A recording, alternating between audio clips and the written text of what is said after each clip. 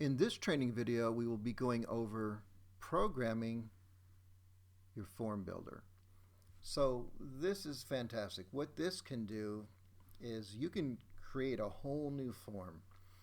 All the forms I've been showing you, you can edit them, you can change their names, but here's an extra one where you literally can just make your own from scratch.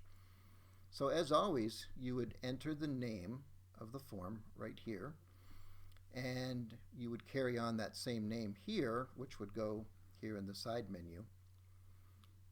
And then also you could enter your form title as well. So just like always, you would use your toolbar.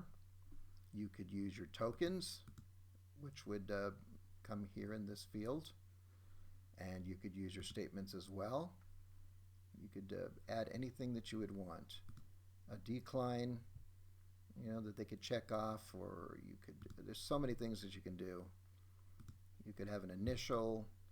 There's so much power in all this toolbar section. It's fantastic. So make any form that you want, and you can do it through programming and under form builder. Also at the bottom, you could put a checkbox if you want additional notes on this form as it's going to appear. And of course it would show up in this sidebar. And you could also add signatures as well.